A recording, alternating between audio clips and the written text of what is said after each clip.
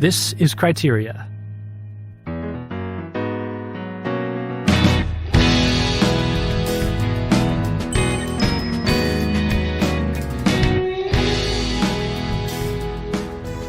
Hey everybody, welcome to Criteria. I'm Thomas Miras, and I'm here with James Rayevsky. Hello. Hello. Wow, we are back for what may or may not be a doozy of a discussion today. So we've been going through the Vatican film list, as you probably know, on this podcast. And today we're doing a film from the values section, a 1916 silent film by D.W. Griffith called Intolerance, Love's Struggle Through the Ages. Oh my gosh.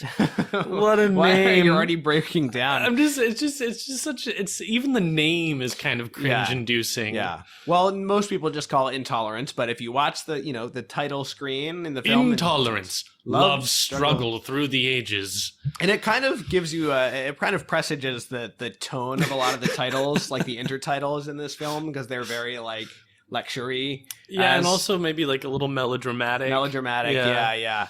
I think I wrote Sentimentalist, yeah. I'm trying to think if I wrote any of them down. There's just these like very like... Oh, the intertitles? I wrote down my collection of my favorite intertitles from this episode, so maybe we can do that at some point. Sure. Okay, so yeah, there's a number of fun ones.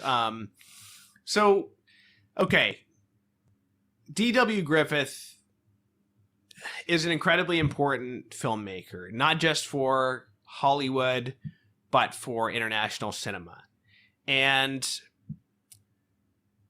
yet the Vatican didn't have to put him on this list necessarily because it's just called Some Important Films. That's the name of the Vatican list. So it doesn't and there's some omissions in this list, some filmmakers who are not included, but nonetheless, okay, they wanted to put a D.W. Griffith film.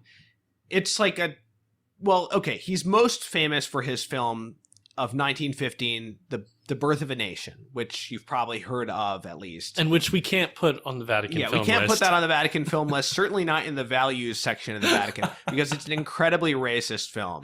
I'm sorry, I don't mean to be laughing, but it really is quite racist. Yeah, we discussed Gone with the Wind early on this podcast, and come on, Gone with the Wind, like... It's fine. It has a lot more ambiguity, let's just put it. There's a lot more debatable portrayal of race. We got into some hot water for our Gone with the Wind discussion, so who knows where this conversation's going to go. Well, no. I mean, no, but the thing is, Gone with the Wind is debatable. Yes. So I don't think we're going to get into hot water because Birth of a Nation is not debatable. It's super racist. And that's why I'm laughing, because it's almost like refreshing to be able to call something that's actually racist. That's such a good point.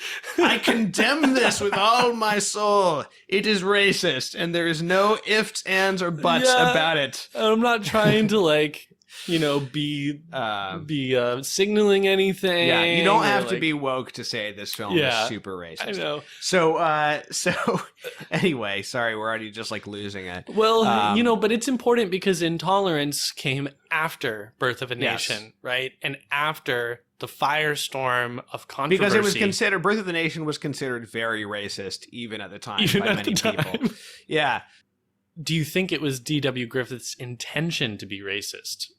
Because I don't know that he actually views it as racist himself. I'm gonna say yes, but that doesn't mean he thinks he's racist. Yeah, right. But like objectively, yes. Yeah. But it is weird because then Intolerance comes along and it's not his apology for Birth of a Nation. Right. It's like almost his defense of like, well, look how much I recognize how evil Intolerance is. Yes, like, but I'm it's not the also intolerant one. But it's also a defense of him in this sense. So here's the thing: it's like, so he does Birth of a Nation, which we'll be talking about a bit because I watched that as well. I did a lot of background research for more than usual for this episode because partially because D.W. Griffith is such an important filmmaker, and partially because the shadow of Birth of a Nation is definitely like on the film we're discussing technically today, right? Intolerance. So yeah, like you said, so some people have said, like if you read Roger Ebert's review of Intolerance, he'll say that it was his like apology or like making amends for Birth of a Nation. As far as I can tell, that's not the case. So Griffith was actually surprised that people were so offended by Birth of a Nation, and so he wrote some like op-ed about like censorship and censoriousness and stuff. And then apparently that idea of like in people's intolerance towards other points of view grew into the film Intolerance, which is about this, takes like basically 4 different historical periods and like looks at the theme of intolerance. Right. So not only is it not an apology for Birth of a Nation, it's almost like a defense. Like, it's a defense, but it's not a defense in the sense that he's like making another racist film. It's like, it's almost like he's like just glossing over that and saying people are being intolerant of me, one, and let me show how like maybe not progressive is the right word, but just like how enlightened I am, how enlightened of and you know, goodwill towards all men sort of thing. That's the impression I get from studying up on it.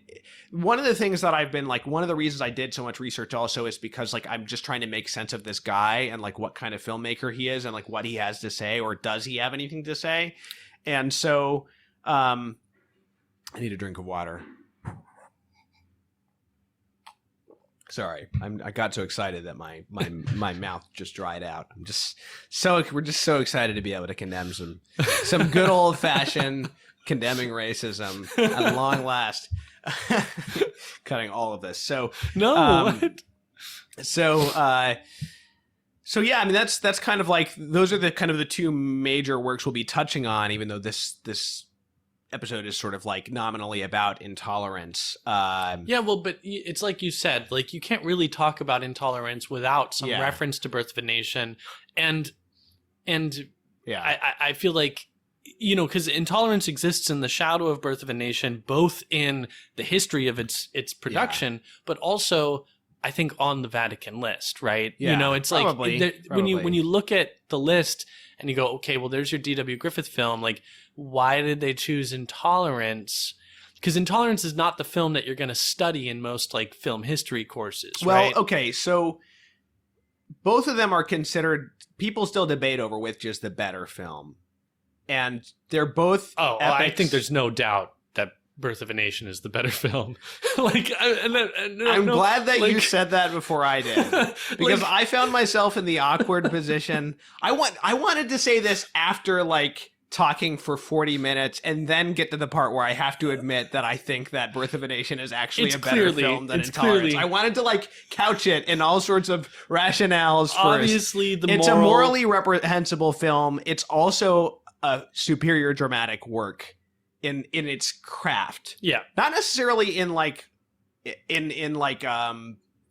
as like a work of human culture, like an art or like what it's saying. Sure. Anything like that. But but I think in its craft it hangs together. And that's partially because Intolerance is so even more formally ambitious and doesn't necessarily pull through on everything that it's trying to deliver. So that's also the reason why Birth of a Nation is the one that's going to be typically included in film history courses. Right. You know, like you don't go through film school without watching Birth of a Nation. I think you might get through film school without watching any of Intolerance. Well, you know? I mean, I was talking to our friend Nathan Douglas, who often appears on this show, last night about it, and he said he had seen a couple Griffiths in film school, and hadn't seen Intolerance. He saw Birth of a Nation and something else. Right, so, right. So in preparation for this, I watched Birth of a Nation first. Then I watched Intolerance. Then I watched like a 3-part documentary series on Griffith just to get a sense of his overall career.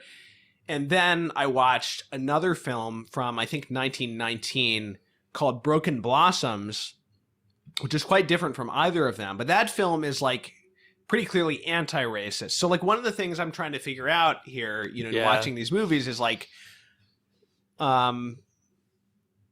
how all these films fit together and like a picture of a filmmaker. So apparently in like, I think 1911, he makes a film where the KKK, I don't know if they're like portrayed as like bad, like simply speaking, but they are like the bad guys in the film. Yeah. You know? And then he makes Birth of a Nation based on a novel called The Klansman by, I think, Thomas Dixon. And that movie is about the Civil War and Reconstruction period. The first half is basically about the Civil War, and it's mostly, not entirely, unobjectionable from a racial point of view. It's basically just about war being bad. And interestingly, Lincoln is portrayed in a very positive light as like the best friend of the South, basically, and of peaceful, like, post-war healing and stuff.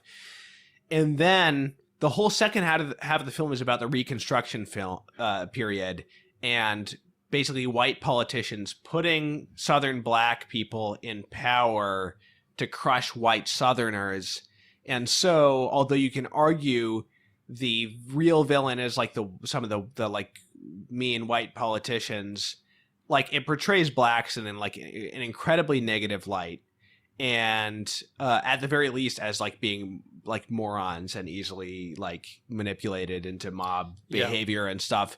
And then the KKK is portrayed as the heroes, the saviors of a civilized South, and all that stuff. And then he makes Intolerance, which kind of like, in a way, doesn't have much to bear on any of those questions. And then later he makes a number of movies that are recognized as being kind of anti-racism. So Broken Blossoms, which I really enjoyed, is more of a straightforward melodrama. It's not an epic. There's not a lot of spectacle in it, unlike Birth of a Nation and Intolerance. And it's about a 15-year-old girl played by Lillian Gish, who's in both of the previous movies as well, who has an abusive father, and she falls in love with a Chinese Buddhist missionary. And it's a very tragic, but like, he's portrayed as this like very, very pure-hearted character, almost like exaggeratedly so, because Griffith knew there was like no other way that he could sell like this story, to this like very innocent love story to audiences who would be prepared to be angry about like an interracial romance. And some people have said it might even be the first like portrayal of an interracial love story in a film. So and it was critically acclaimed as well. So the guy's an enigma. He's a little bit of an enigma. Now, from his personal statements, first of all, Griffith was the son of a Confederate officer, and he grew up in the South. He made statements. If you want to ask, like, were his intentions racist in Birth of a Nation? So, like, he, was surprised that people thought he was being racist. And he was like, I can't remember the quote, but it's something like, I have no, like, hatred of black people. I like, love them as I do, like, children. Or something like that. So it was this very paternalistic spin on like what had been a very ugly film about black people. I think we can go ahead and we'll probably talk a bit about Birth of a Nation first before we talk much more about Intolerance, because Birth of a Nation is really the film that makes his career. It's the film that establishes him as like a giant of cinema, and it's also the film that makes Hollywood in an economic way in some ways. It certainly is the film that makes like long, big budget films popular. Yeah. So Griffith, it is very weird watching Birth of a Nation and thinking that like the president of the United States sat in the White House with like members of his cabinet and like watched this movie. Griffith had a number of his movies screened in the White House. So we're talking about Woodrow Wilson was a fan of the film. And there's a quote where he later denied saying this, but he probably said it. I don't know. Wilson, who's, by the way, absolutely terrible president, by the way. Let's just put that on record. Yeah. So, like, not surprised. Bad guy, World War I, etc. He said something like, "It's like history written with lightning, and my only regret is that it's also terribly true." Oh my gosh. Something like that. Oh man, there's even quotes from Wilson, historical writings of Wilson on the South in the intertitles of the movie. I know that's not surprising to me, because like tonally that quote sounds like a Griffith intertitle, right. You know? So first let's just talk about some of his technical accomplishments. So Griffith started his career making hundreds of these 1 or 2 reel long films, meaning they'd be about 15 or 30 minutes. And from what I understand, I haven't watched any of these films. He developed the skill of making complex plots in like a pretty short space of minutes.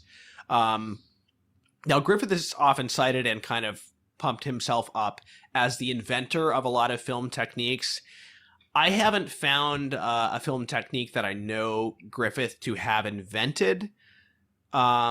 So you can often find when people say, well, he invented cross-cutting. That's definitely not true, for example. But he did kind of like establish these things in like a common rhetoric and grammar, and like using them frequently, consistently, and like to great rhetorical effect. Right. And rhetoric is the word I keep coming back to, especially with Birth of a Nation, because I do think it's in many ways a masterpiece of rhetoric, even if put to evil ends in the second half of the film.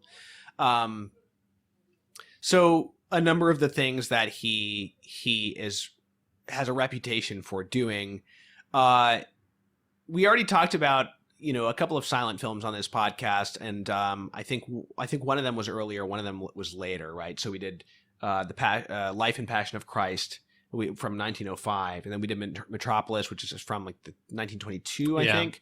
So in the Life of Passion of Christ, I think we remarked that there's hardly any close-ups. I think there's 2 close-ups in the whole film, and they're like very striking because they're so rare. There's very little camera movement, only a couple of pans left or right in that film. Griffith kind of makes these things commonplace for expressive effect. And so, for example, he kind of establishes establishing shots, meaning like a wide shot of the location, the set, whatever, and then mediums and close-ups as all being essential parts of like the grammar of a scene. And especially he did a lot more medium and close-ups than were common at the time, and this allowed him to take more advantage of the nuances of facial expression. And Griffith, I have to say, is a great director of actors. In my opinion, there's a lot of really wonderful, expressive moments from his actors in all 3 of the films that I've seen by him. And he works with some great actors time and time again. Well, Lillian Gish is in all 3 of these films, although she has you don't really see much of her in Intolerance. She plays the woman who rocks the cradle in the intertitles, and that's it. Or in the interludes. Lillian Gish is probably... she's one of the most historically important screen actors of all time, and she's sometimes called like the first lady of, I forget if it's like American cinema or the first lady of screen acting, something like that, because she was one of the people who kind of like broke beyond these like theatrical styles of acting that were common in early film. So that's one reason Griffith is significant. Probably the other really big thing is his use of cross-cutting. And this is something that he developed in kind of like all of these films that he made over the years, and sometimes using them in very similar ways, often in like rescue and chase scenes. So like cross-cutting, meaning you're cutting back and forth between 2 different dramatic situations that are happening simultaneously. And so a typical way that he uses it is seen in the climax of Intolerance in the modern storyline, because there's 4 different storylines going on in this movie. There's an innocent man who's going to be hanged, and you're cutting back between the preparation for his execution and the train that's coming with the governor to observe the execution, and the car that's chasing the train because they have information, they have somebody who's confessed to actually committing the crime. And so it creates this dramatic thing where with cross-cutting to great like effective tension. And then similarly in Birth of a Nation, you have the KKK riding to the rescue to save a family who's being like besieged in a little cabin.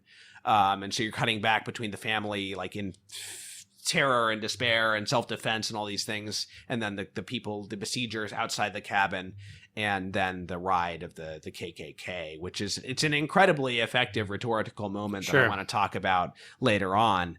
And it gave me the movie gave me a lot of food for thought for like film as like a propagandistic or like a manipulative tool.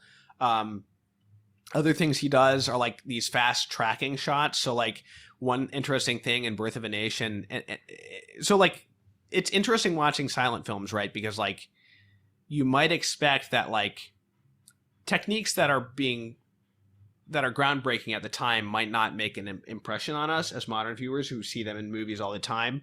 But actually, a lot of the time, my experience is that, say, when you're watching a movie like The Life and Passion of Christ, it's long enough that you've become accustomed to the fact that, oh, there just aren't close-ups. And then so when there is a close-up, it actually feels fresh to you. Yeah. And likewise with some of these tracking shots where like usually you're seeing the camera move left or right, but there's a few scenes in Birth of a Nation like where you're getting horsemen riding towards the camera and the camera's suddenly pulling back. And it's like, it's very exciting and very effective.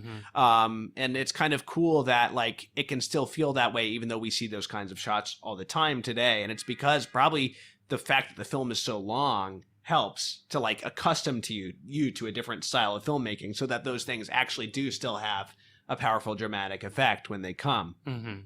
The length of the film, this was the first 12-reel film ever made, and at 3 hours or so, it was the longest film made to that point. It was the first film made on that scale. So he does a lot of other innovative things with panoramic long shots, night photography, the staging of battle scenes with a lot of extras.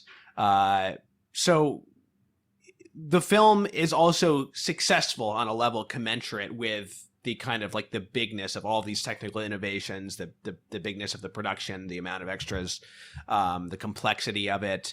It's a massive hit. It played in large, like reputable theaters. It made, and these were like theaters. These were not movie theaters. Yeah. These were theaters, you know. It brought new respect to film as an art form, critically speaking, and it basically like established Hollywood in a way economically because it was such a success. It gave them the sort of like empowerment to start making like really big, ambitious productions, which he builds on with Intolerance. So it's really interesting that this is the film that in some ways makes Hollywood, and its influence goes far beyond. I mean, he influences everybody. He not just American directors. I mean, everybody learned from him. Charlie Chaplin famously said Griffith was the teacher of us all. And there's a really interesting line from this writer and critic James Agee, who said basically, I'll just paraphrase him. He basically said Griffith achieved what nobody else in history had achieved because to watch his work is like watching. He calls it like witnessing the beginning of melody, or like the first conscious use of like the wheel or something. Yeah, I've heard this quote before. It's the birth of an art form. And it's all the work of one man, which is like a very rare thing. Now, like, of course, that can be exaggerated. Film was already an art form that existed before Griffith. Right, but it's like the Beatles, right? You know, like you can only have one greatest rock band of all time because they did it, you know? And right. for another to come along, it would have to be something other than rock and roll. But at the time that D.W. Griffith is making film, right, it's this totally new art form that hasn't been established, and its sort of vocabulary, its rhetoric, as you say, hasn't solidified. And so he does it. And that's, you know, for better or for worse. You know? So what I'm saying is, like, it's interesting that this is the film that like does so much for cinema as an art form in Hollywood. It's like, what does that say? Yeah. What does that say about cinema? What does that say about Hollywood? Like, right. This is a film that I'm going to say, because one thing that's unique about, let me just jump in. One thing that's unique about the beginnings of film is that it's so quickly commercial, you know, like, and that's part of the demands of, you know, how expensive these productions are and how many people you're getting involved in the equipment and all of that. But, you know, like right from the beginning here, it's almost like baked into the film enterprise. And it's an offshoot of things like the theater, like popular theater, and it's an offshoot of magic lantern shows, which is, of course, is just a purely spectacle type thing. Right. But, you know, so given that, right, and that this is one of the films that sort of puts film on the map, so to speak. You know, it's like, where does this send film careening off into? So like, you know, there's kind of like two. I don't want to like get ahead of ourselves, but I'm like I said, I was trying to figure out what kind of guy is this Griffith? What kind of filmmaker is he? What are does he have a value system? Like, you know, so you could say, Birth of a Nation, the birth of Hollywood, in a sense, in something that's immoral.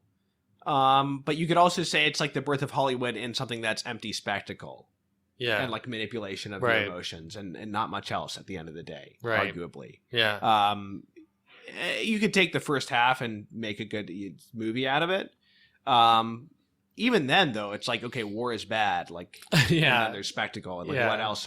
How much else are you going to say? And it's also, even with that first half of Birth of a Nation, it's like some of the same issues persist. You know, like there's like kind of like a sentimentalist rendering of war. Oh yeah, like, that's the thing, is like he's an incredibly sentimental filmmaker in how he views history. It's like very broad brush. It's very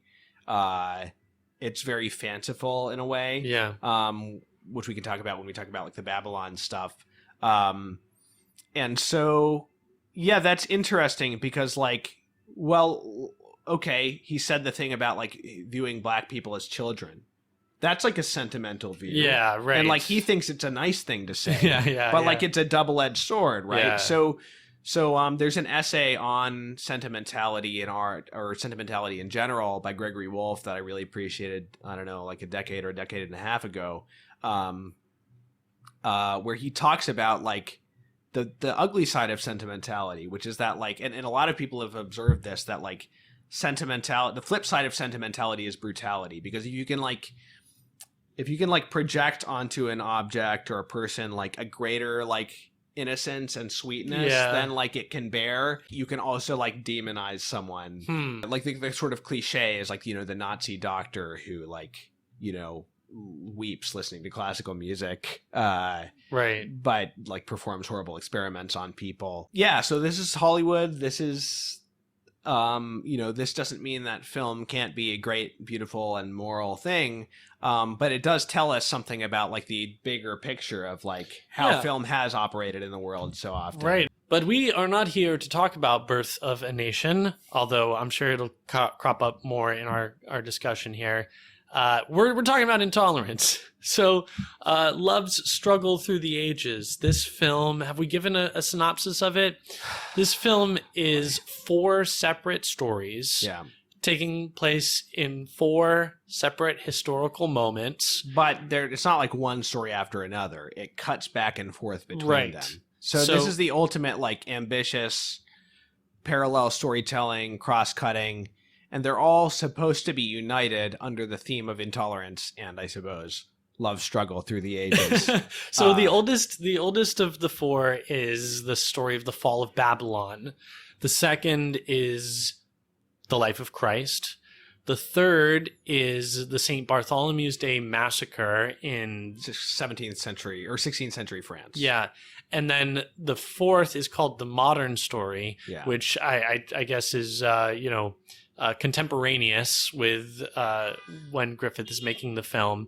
And it's the fourth that really fits best into, well, I guess the Bartholomew's Day Massacre, which is a famous atrocity in which Protestants were massacred by Catholics, or Calvinists, I should say, French Calvinists were massacred by Catholics in a certain area in France. I think those two fit better within like the theme of intolerance than the first two. Yeah. Probably. Well, I think it's interesting that the three older stories all have to do with religion in some way. So with the fall of Babylon, according to Griffith, Persia is able to sack Babylon because they're let in by this like rival priest whose god has been sort of supplanted by the prince's god or goddess. And there apparently is some historical basis that I was really skeptical watching it, that like that would be the like that the I'm like, that would be enough I'm like of a reason. preaching the religion of this god, and like, right, it didn't seem. But well, really there's also some like really anachronistic elements to that, right? Because like the Prince of Babylon is like going around preaching tolerance and like it's like and then there's the like the other guy, the rhapsode, who's like preaching his god to like to the people, and like it's like, I just don't know, like he even refers to like church and state. Yeah, it's super anachronistic. But then of course the second storyline has to do with Christ, so that's religious. Right. The third storyline, again, religious persecution. But then in the fourth, in the modern story, there is no invoking of religion that I can remember. There are religious elements, but that's not what is the source of the intolerance. Yeah. Right. So, and I should also say there's like these interludes between, especially in the first maybe 2/3 of the film, the cuts between these different storylines have this interlude of like a woman who I think is like, her name in the cast is like the Eternal Mother or something, like rocking a cradle, played by Lillian Gish, as I mentioned. It's a weird film. And it says like, out of the cradle endlessly rocking is this repeated line in the titles, and that's taken from Walt Whitman. I don't know the original context, but it's borrowed from Walt Whitman. I see. And I don't know that, like, I guess that's supposed to be, the baby is supposed to be like humanity's condition or something, like always the same love's struggle, like, man. So I'm not sure like what to make of that like thematic conceit either, like the cradle rocking. Doesn't interest me that much. So I guess just first things first, how much is this film actually about tolerance or intolerance rather? Well, it's I mean, because I think that this is a particularly modern, issue, is that like the tendency to sort of cast intolerance as the original sin, and like everything bad that happens is a problem of lack of tolerance. Which is like such an inadequate way of understanding human evil or conflict. So like, we mentioned the Babylon story, like, there is this kind of side story of religious squabble, but is it really about intolerance, or is it about like vying for power and position? I mean, certainly I'm sure that he sees those things as like the causes of intolerance. Or is intolerance the cause of these things? Or like, that's part of the problem of like King Cyrus of Persia, is he being intolerant? Literally, one of the titles says, that's for the French thing. But there's like a title that says like intolerance, burning, and slaying. Yeah, and they're like, it's comical. It's comical to put those next to each other as though they're like. And there's a scene in the modern story where the guy goes to jail, and it's like society intolerates him away for a time. And it's like the intertitles themselves are telling you like what a stretch. It's a stretch. This concept is.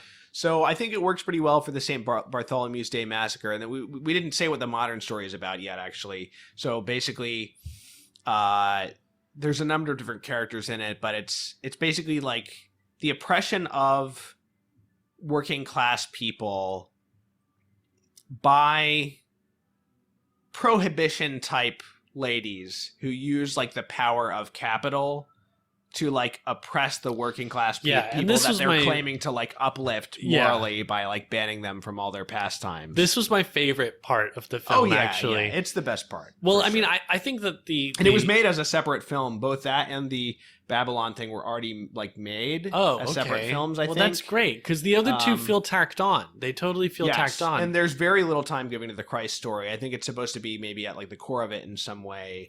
Honestly, there's comparatively little time given to the French story also. That's very little. Yeah. That's part of the reason that I didn't like the film, is because it's hard to like care about any of the stories, because there's a number of the stories, because there's so little time given to them. Right. I have my own specific critiques of like the Babylon thing and why I also didn't care about that very much. Yeah. Well, that one was more cool for the spectacle of it and the fight sequences.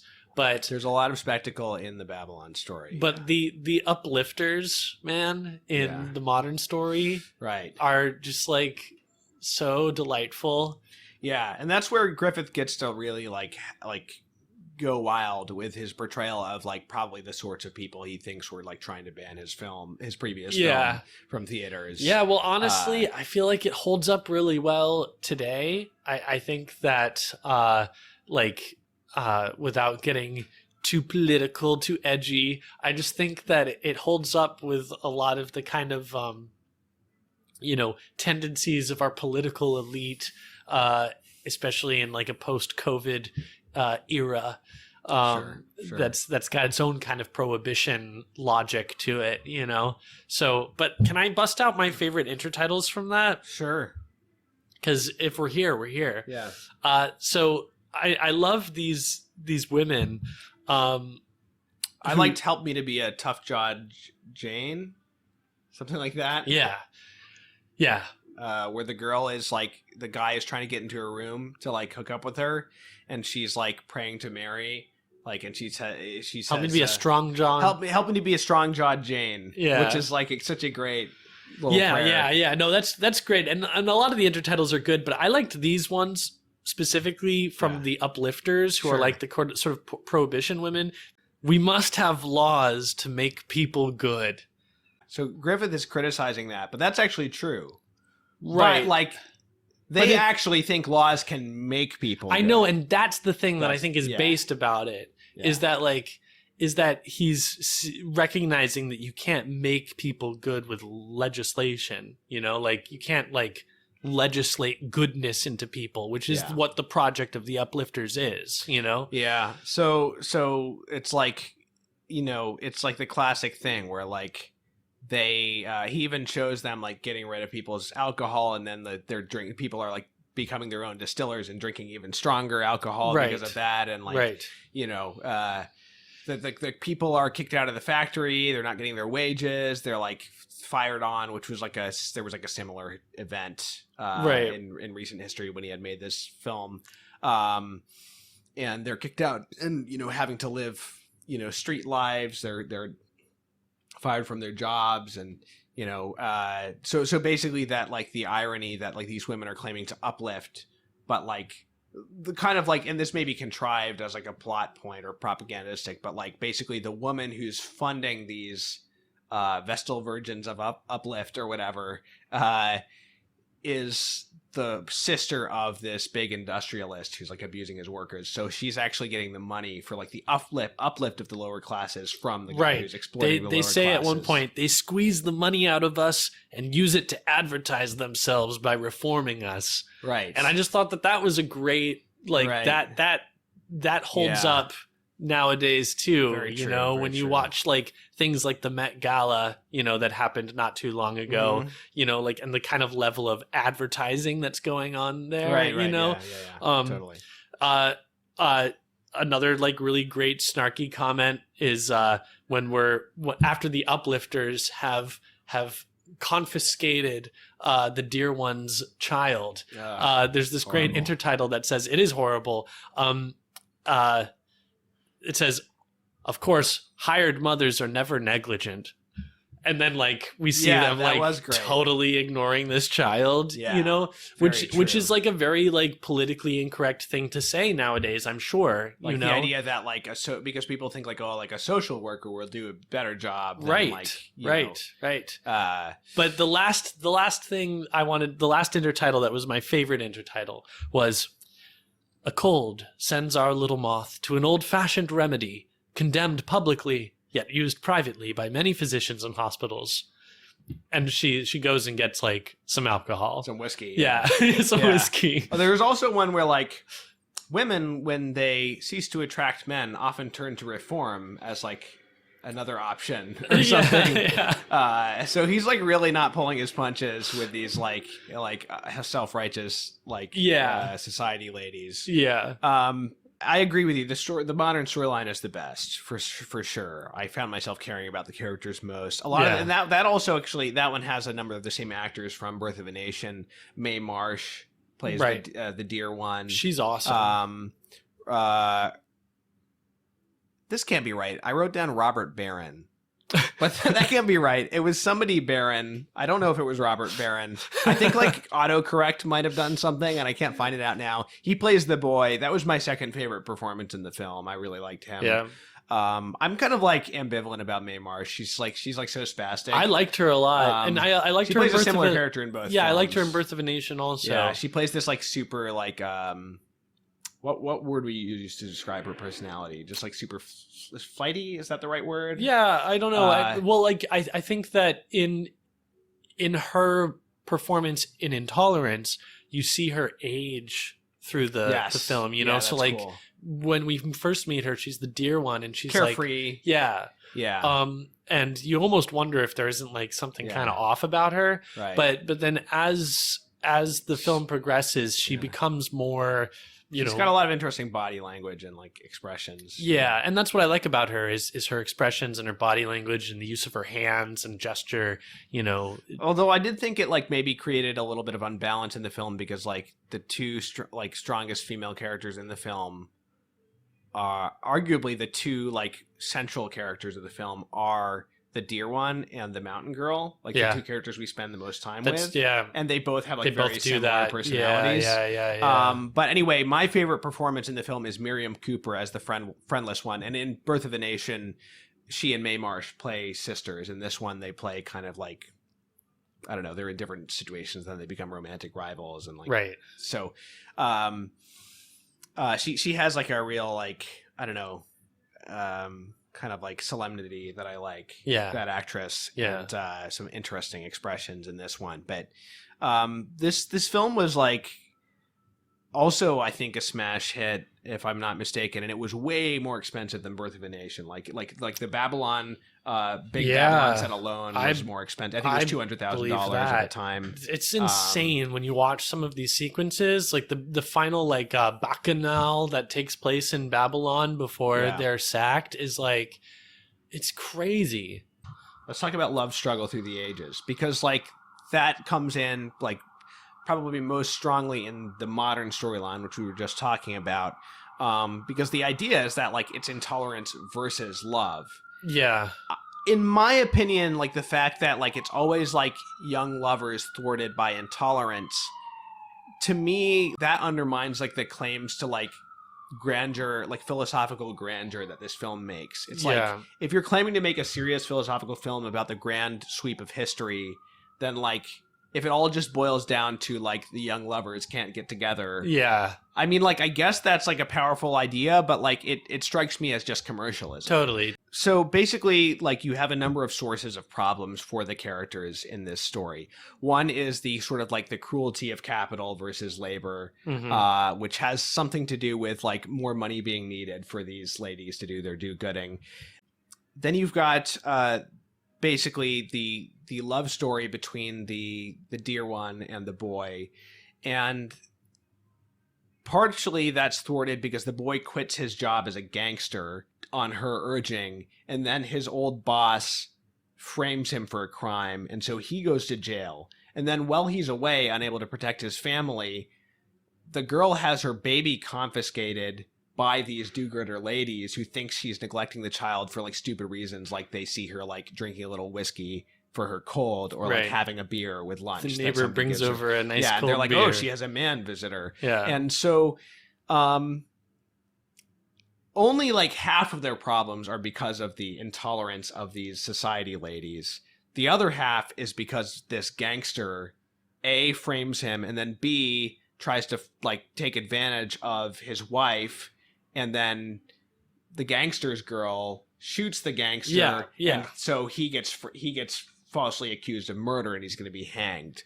So like only half, and you know, I guess you can say the gangster wasn't tolerating him choosing a different lifestyle. Yeah, and Griffith would say that, you know, because he says it elsewhere through the film. Right. That like, but I think that like you can genuinely say like, okay, these ladies are intolerant of like the way that these like lower classes like have a good time, and That's like sometimes even if they're maybe some of them are drinking too much, you just have to tolerate the existence of alcohol in society. That's right. Yeah, that's like a proper use of the word. I'm not even sure that with this gangster other side of the equation, like that even works there. The only place I see intolerance really directly working against love is that like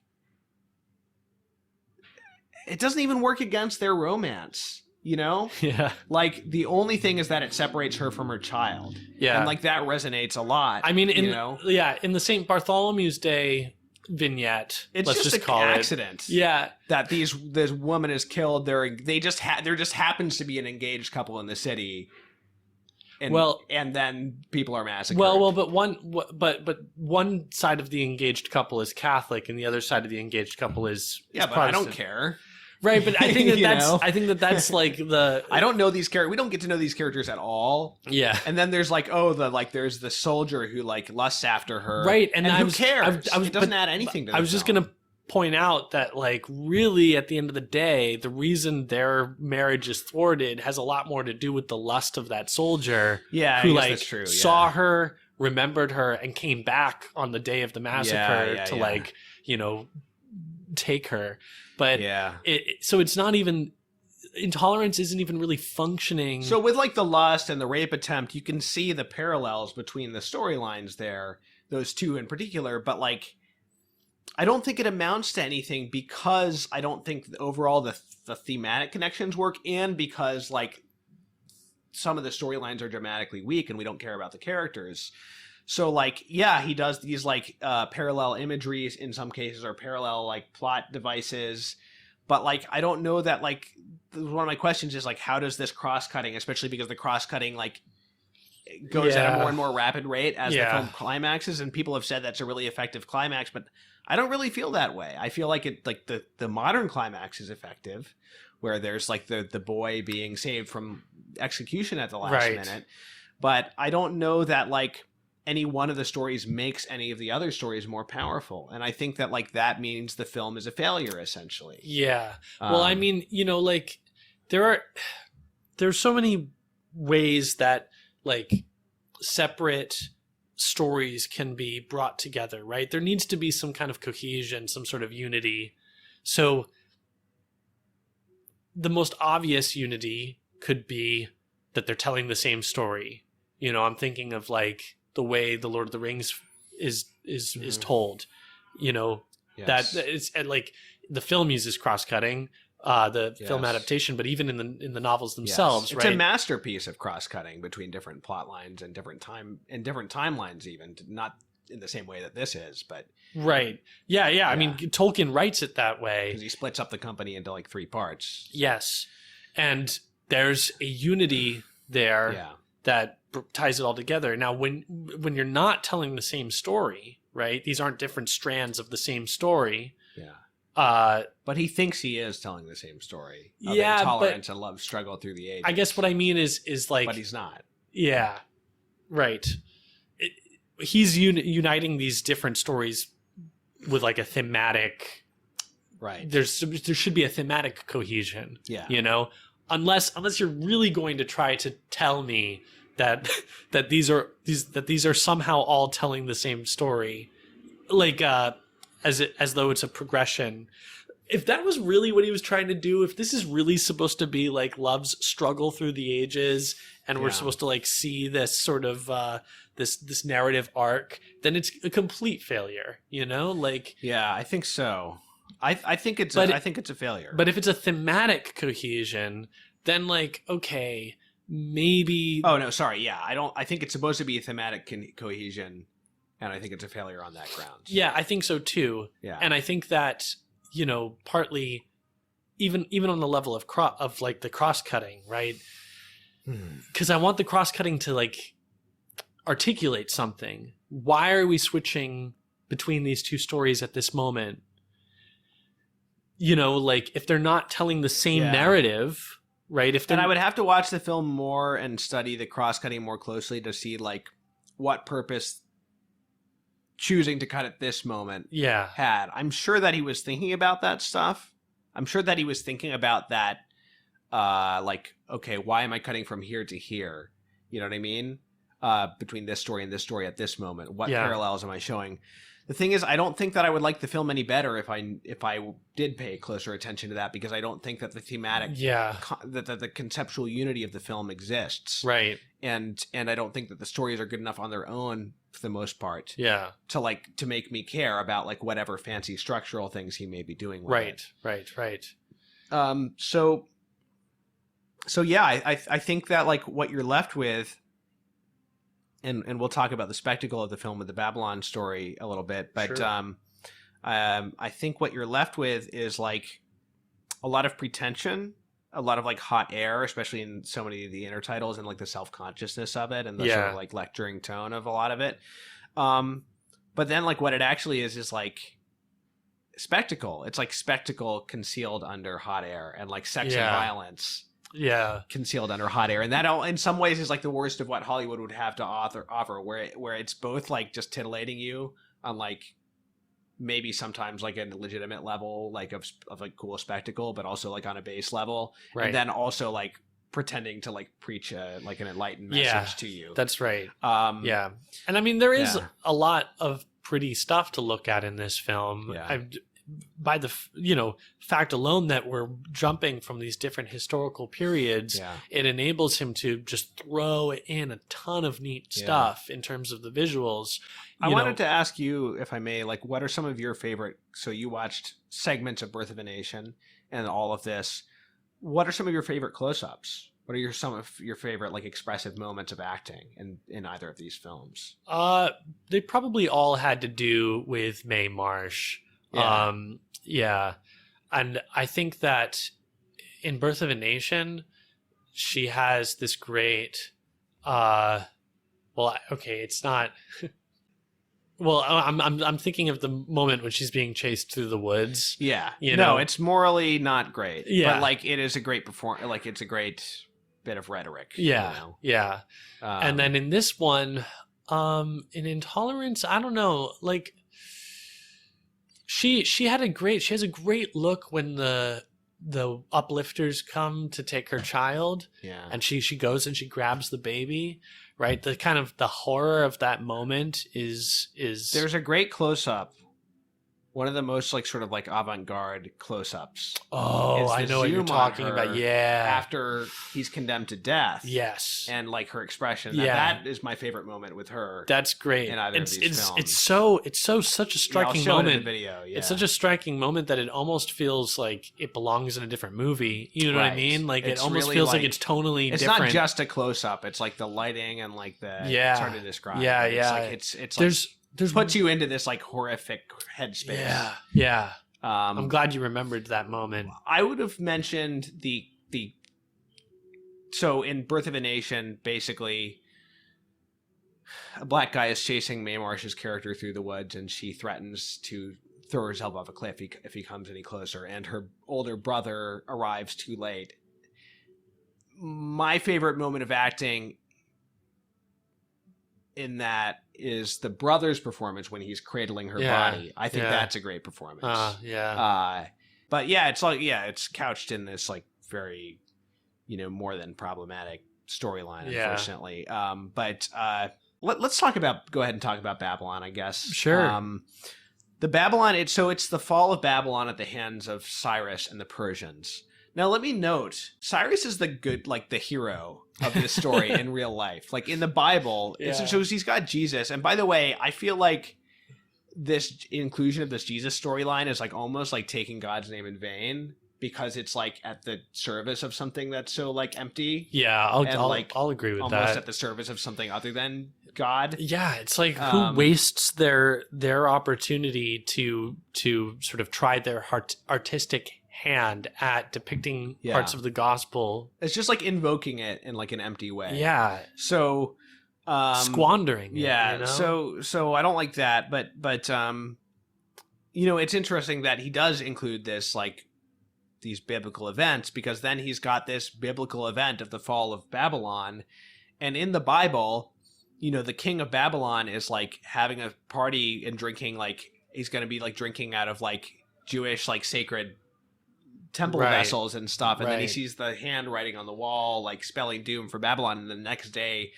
Persia invades. And here the fall of Babylon is presented as this like this tragedy, and like Cyrus presented as this like overweening, like he calls himself the King of Kings and Lord of Lords. Yeah. And you know, that was what the Persian was called, the King of Kings. But like, you know, in the Bible, Cyrus like then promptly like liberates the Jews and like sends them, a bunch of them, back to rebuild their temple, and like acts and like respects the Jewish God and stuff. So like we don't get any of that in this. Yeah. But instead we're supposed to like be sad that like the orgies of Babylon have ceased, essentially, you know? Yeah. Right, because we don't even really have a love story in this one to like ground us. Because it's really just our main character is what's her name? The Wild One or something? The Mountain Girl. The Mountain Girl, yeah. She just has this I guess patriotic love of the prince. You know, she that's the love story. Is her love for the Prince of Babylon. And then there's the Rhapsode, who's like this warrior poet devotee of the god, and who like is chasing after her. Right. But she's faithful to her prince, not in like a romantic way. It's like an allegiance thing. But it's sort of tinged with romanticism. But but she's not trying to get with the prince. Right. And I don't even get the sense that she would if given the opportunity. She knows that he has a queen, you know, and that like so it is a kind of a different kind than some of these other love stories that were being shown. That's right. So we've got like the small scenes of her and like little scenes of the prince and his girl and like the Rhapsode, and then these big scenes of the siege, which is very much reminded me of like the Lord of the Rings, you know. Oh my gosh, really it was total Minas Tirith. So the spectacle in this comes probably like in two forms: in like the siege scenes against the outer walls of the city with all these like siege towers and like a tank with like flamethrowers essentially, and like these cool shots of the wall where you've got like, I don't know what you'd call it, but like parts of the lens are blacked out so that you've got this like tunnel, this horizontal stripe of vision, and you just see like, and it focuses you on like the guy being thrown off the wall and falling down, and some of these really cool visuals. Then the other big thing is like just this massive mile-long set that he makes of I guess it's like, is it an outdoor area, or it's like I think it's supposed to be an indoor area. It's supposed to be an indoor area. I think like this massive hall where they're feasting, and it has what some people say is like the first crane shot ever. But there's no crane. Basically, they built this moving tower with like an elevator in it. Wow. So basically you have this massive set, and he goes from like a high angle, like diagonally downwards, moving forward and down very, very slowly.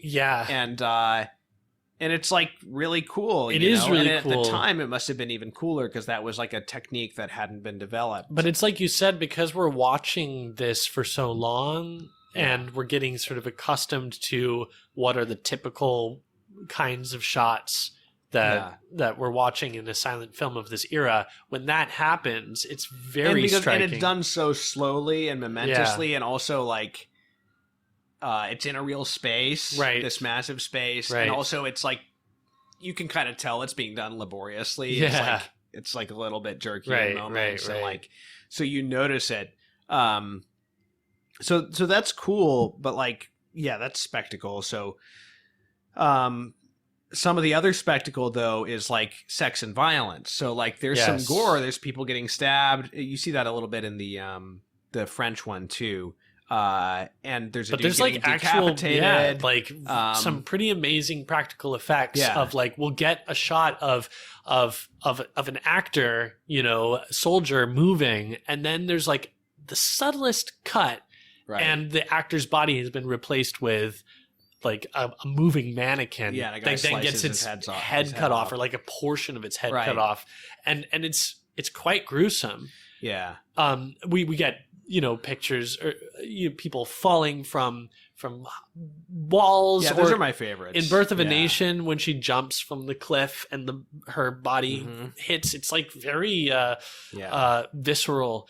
And then also there's a lot of blood, like blood spurting out of bodies. I mean, it's quite shocking actually, because you got to wonder how it was received at the time, because of course now we're like quite desensitized to these things, and watching them now, we might think, oh, well, that doesn't look particularly realistic. But at the time, when moving pictures are still like this new reality and people are getting freaked out when they see the train coming down the tracks, it's like, to see this kind of violence had to have been really affecting, Yeah. And then unfortunately, there's like, some like nudity in this. So he's like, and this is, by the way, this is a very common thing. It's worse in this because it's prior to the Legion of Decency and the Hayes production code. But like, I've noticed, because I watched Cecil B. DeMille's The King of Kings, which is like a Jesus movie, and it's pretty good.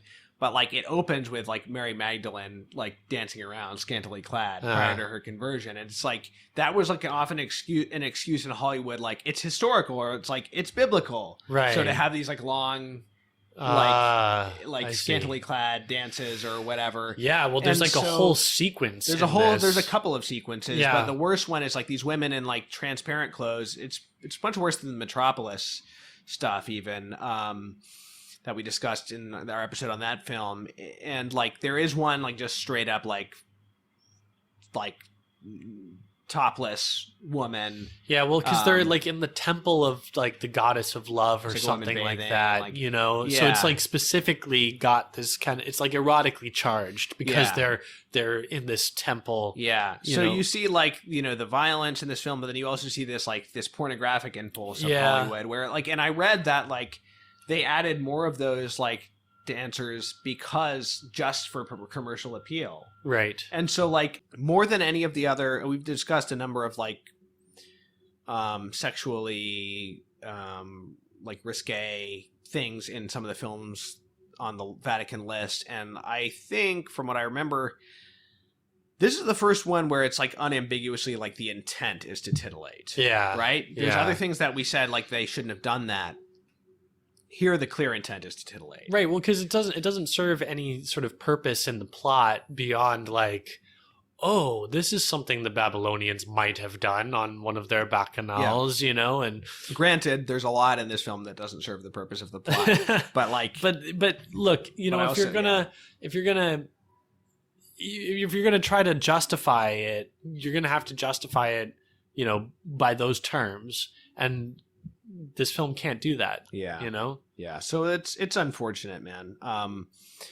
But as far as the violence goes, it's apparently like part of the reason he put all that graphic violence in there was because like he was a pacifist and like America was on the verge of World War I, so he wanted to show like the gruesomeness of war. And I guess that is a theme in both of these films, Birth of a Nation and whatever the one we're discussing is. Intolerance. Who cares? Sorry, as long as we're on the political front, because I don't know when else I will be able to say this. Apparently, like, the Russians so liked his like attack on capitalism in the modern story that Lenin offered to let him run like the Russian film industry. Of course, that didn't happen, but it's interesting. So yeah, this Babylon thing, like, let's talk a little bit about why, I don't know if you agree with me, but why it doesn't work on a story level. Well, yeah, what are your thoughts? So we talked about the thematic thing already, but so we've got the main characters that we see a lot of are probably the rhapsode, the mountain girl, and then the prince and his girl. We see a little bit of Cyrus, we see a little bit of the priest who's like betraying the city. And a little bit of this like cool guy who's like the chief warrior guy who's awesome. But okay, so like the people we're supposed to identify with most are clearly the mountain girl and the rhapsode. The mountain girl, I guess it took me a while to figure out like even what they were going for with her performance, because her performance is like so absurd. Yeah. I guess she's supposed to be a girl who comes down from the mountain and she's like a non-feminine woman and she doesn't have any manners at all. Right. But she's not played convincingly as like a coarse woman. She's portrayed did you ever watch the show Dexter's Lab? on Cartoon Network. She reminds me of Dee Dee from sure. Dexter's Lab. Sure. As like this very spunky, like manic character. Totally. And she plays, her facial expressions are like very silly. She's always like looking like poutily at people, but not in like a feminine, in like just like this cartoonish way. Right. And she like flings her arms about, and that's her like way of being like rough mannered. Yeah. She's like, there's a scene where she's like drinking milk that she like squeezes out of a goat, which is really funny, where she's like, just like for no reason, just like throws her arm out while she's drinking this milk as though she's like drunk or something. So like, I don't know that there's like much reality to her performance. It's very entertaining to watch at all times because she's so like, it's so like funny. Yeah. But like my favorite part being when she's sent to the marriage market, which is like a real thing in Babylonian history from Herodotus, where like the people would pay for like the most beautiful women, and then like some of that cash would be given to the ugly women in the marriage market, so that they would have a dowry to offer a husband, so that everybody would be happy and get married. I feel like this is what people think Jordan Peterson wants, you know? But there's the scene where she's sent, like the court orders her to go to the marriage market, like take her off her brother's hands. And she goes and she's standing there, and like the auctioneer is trying to like put the best face on it. And she's like, just like, scaring the men off and snarling at them, and like she's like taking out these like onions and like jauntily chewing on them, and my favorite intertitle is "Tish tish, 'tis no place to eat onions," because it's like, that's not attractive, and she keeps like sneaking these onions out. So why doesn't the film work? Well, I wanted to.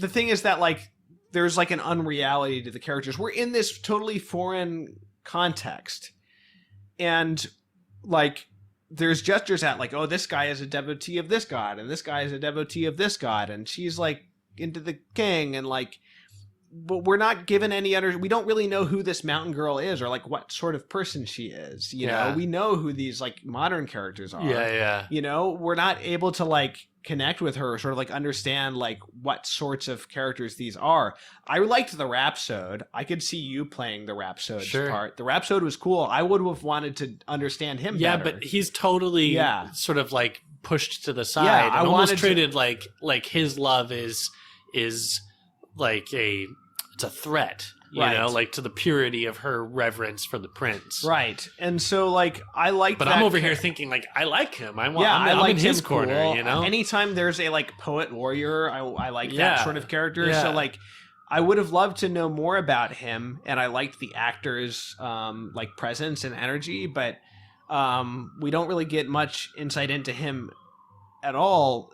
So I think that, like, this story has no characters for us to grab onto. Right, there's performances that are entertaining, but like there's no emotional core to it at all. The only reason do you to feel watch like it, I did no, about her I performance? absolutely I agree. I felt more emotional investment in Cyrus than I did in any of the other characters. Right.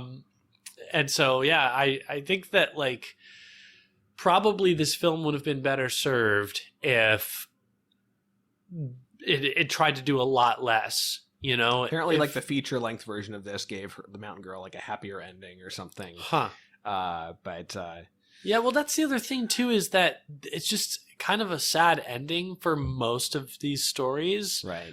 The modern Except for story the modern one. ends up well, and then obviously, you know, the Christ story. No, we don't know if they got their baby back, I guess. But that's true. That's a good point. But like, you know, it's just like with the St. Bartholomew's Day Massacre one, it's like, this is the reason I've watched this. That story essentially has no character. I know. I've gone through 3 hours, and this is how it ends. Yeah. You know, same with Babylon. The only interesting character in that story is like the effeminate prince with his like little puppies. Right, but he's not interesting as a character. He's just 2 seconds. like a funny image. Yeah. So this film probably would have been better served by trying to do a lot less, focusing on just the modern story, or maybe just focusing on the Babylon story and fleshing it out a bit more. But I also don't think that Griffith is like serious enough to like take a story set in ancient Babylon and actually like make it convincing. So there's a kind make of it real to us. I think he's goofing around. There's honestly. kind of a dilettantism to all of this, you know, like there's kind of a boyish excitement to include a lot of different things. So like this is where I'm going with my view of Griffith is like, okay, he probably had some things he believed in, but like I honestly think this is like the world's first great film nerd. You know what I mean? Like I think that's what he amounts to. He's like a genius of rhetoric. He's like a genius of imagery. He's a technical innovator. Yeah, that's and interesting. I don't know that he has anything to say. He's kind of like a proto Tarantino. You know, like, but maybe you could say that Tarantino has more of a perspective, more of something to say, but as a filmmaker, I think that you could draw a lot of comparisons. Yeah. So I find myself in the awkward position of saying, like, if you're going to watch one big D.W. Griffith spectacle because it's like historically important, I'm going to say you should watch Birth of a Nation. You might watch like a couple of scenes from Intolerance, like from the siege, from like the Babylon stuff because of the cool spectacle. But like, I'm going to say watch Birth of a Nation. I'm going to say that holds together dramatically. Even the second half, which is more basically like wall to wall, morally reprehensible, has a lot of like, it still hangs together really well story wise. The scenes where they like set it up so that like an innocent family is threatened and the KKK is the one riding to the rescue, it works well on an emotional level, and it gives a lot of food for thought for the fact that like films can manipulate you on this level. Okay, so like when you're watching, so like I think it's instructive to watch, you know, and so when you're watching a movie from the point of view of a criminal, and there's a chase scene and he's trying to escape the cops, who do you root for? Right. In that moment. Yeah. And maybe, you know, we talked about this when we were talking about the Lavender Hill Mafia. So like even with a melodramatic scene, right, you have time to think, even if it might be trying to pull on your heartstrings.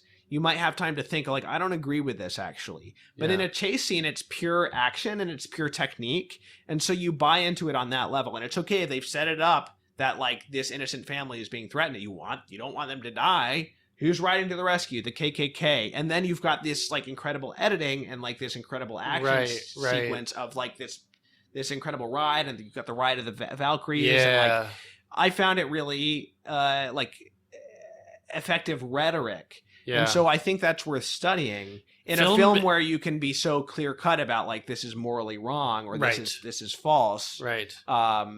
It like allows you to separate the rhetoric from the content in a way. I mean, you could go watch like a Nazi era propaganda film, but it's probably not going to be as good on a technical level. Yeah.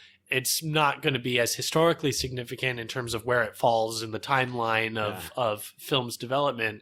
And also it's probably not going to be as relevant to you today as an American, right? Assuming that most of our listeners are American. But I almost wish I had watched something like Triumph of the Will in addition, just to have it to compare this to, because that's supposed to be a technical. Well, so maybe we will watch that at some point, you know, after we're done with the Vatican list. But I think that this is an interesting thing to consider, is the propagandistic power of film over and above other art forms. Certainly all art can be leveraged to manipulative ends. Yeah. But, and I know propaganda often has the connotation of like some particular political goal is being pursued, but what we really mean is like more broadly, like just manipulation, like manipulation of the emotions. Yeah, that's and right. that could exist even when something bad isn't being said. It can exist where like the material of the film actually isn't earning the emotions that it's trying to get out of you. Oscar Wilde, going back to the Sentimentality, Oscar Wilde defined it as sentimentality as like wanting to have the luxury of an emotion without paying for it, something like that. Yeah, interesting. And Birth of a Nation, just like it's cohesive. It's telling it's an ambitious story as far as it goes, but it just so happens the heroes are the KKK. Yeah, but formally it holds together because it's not so complex in terms of trying to tell 4 different stories at once. Right. But I also wanted to say, I mentioned that other film earlier. Broken Blossoms. So like if you don't want to watch a D.W. Griffith film that's either empty spectacle or like immoral empty spectacle, maybe consider watching Broken Blossoms, because Broken Blossoms, it's a tragedy. I don't know like how much it's telling, like how much it has to say in the end. It's like just a sad story about like thwarted love, thwarted by racism, basically. But like, it's a good movie. It's really well done. It's beautifully performed. It's a masterful work of melodrama. In this documentary I was watching about Griffith, one comment they made is that like this was the first time that he achieved, with just 2 actors and a simple set, what had taken him like massive spectacle to achieve in the past. So Lillian Gish is wonderful in that. And if we're going to talk about too, about like his attempts to put himself into like a foreign culture, which I think really fail in the Babylon sequence, he does a much better job, despite the fact that it's a white actor playing a Chinese guy. He does a much better job of like, not like entering into like the nuances of Buddhism, but of like making you believe in this guy who genuinely is a peaceful soul who wants to come to, I think it's England, to bring Buddhism to like the warlike Anglo-Saxons and bring a message of peace. He really plays it in such a restrained way that you buy this guy as like pure love, and you buy his desire to like bring enlightenment to people, and his disillusionment when he like isn't able to do that. So like I think that he does a much better job of like, even though he kind of makes him as innocent and pure as possible to like avoid like people getting mad at his movie, like he still does, it still feels like a real character, and he does a much better job of like, you know, like helping you see things from the point of view of like the other in that movie than he does in Babylon 5 or whatever the heck that other movie was called. So why do you think the Vatican doesn't choose Broken Blossoms? I mean, probably because Broken Blossoms, like, I think Intolerance still has a claim to be like, to like share some of the historical importance of Birth of a Nation. Yeah. On the level of technique and spectacle. Right. But they place it under values, right? You could have taken Birth of... I don't think it belongs on values. Oh, and definitely. I don't, you know... If you're going to put it anywhere, throw it on art, you know, because then we can talk about the art of filmmaking. But values, like, this is a pretty empty... But I don't know that Broken Blossoms belongs on the list in terms of its importance. Sure. So if you were going to put a Griffith film, I would probably be either Birth of a Nation or Intolerance. And you can't do Birth of a Nation. Yeah. But I don't like that. I wish they hadn't included under values, because I think it is kind of empty. Yeah. It's probably the weakest spot that you could have put it. Yeah. Honestly, even if you had put it in religion, it would probably be better than values. Why do you say that? Well, at least there's like an acknowledgement of the true religion. Right. Yeah. So... Yeah, it's interesting. And Broken Blossoms, though, it also half the length of either of these other movies. I mean, Birth of a Nation is, by the way, the best restored versions of these, I will say, will link to. They're both on YouTube, which is nice. But neither of those are the longest versions. So Birth of the Nation, there was a version 10 minutes longer than like the 3-hour version we watched. And then the cut of Intolerance we watched was like 2 hours and 47 minutes. And there is a version that's a full half hour longer than that on YouTube as well. I'm hoping that like we just like didn't like miss a lot of important parts. But this is the most like fully restored version. And so I'm assuming that people consider it to be like a more or less complete version of Intolerance. Yeah, yeah. So, and I'm sorry, I'm just not going to watch another half hour of it. Yeah. Getting through 2 hours and 47 minutes was hard enough. No, indeed. And these restorations looked really nice, and they had scores that I think were supposed to be the original scores, if I'm not mistaken. So yeah, you know,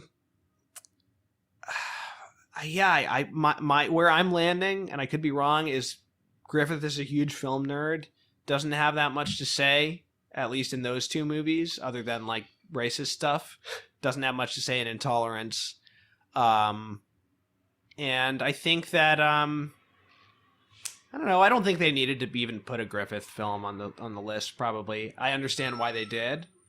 But it felt like it was more there as like an obligatory thing. Unless they really thought Intolerance was great, which some people do. that's about all we got here. I don't know. I hope we got somewhere in this discussion. It was a tough one. I did so much work to prepare for this, and still felt like I had like not that much to say about like the actual movie Intolerance, right? You know, right. And that's because I think like it kind of like escapes you. It's like a puff of air that like when you reach for it, it like disappears. You know. And you just keep doing that for 2 hours and 47 minutes. Yeah, so I guess we're on the same page as far as that's concerned. Yep. I wasn't sure what you would think. So, all right, everybody, thank you for listening. If you're watching on YouTube, please do subscribe.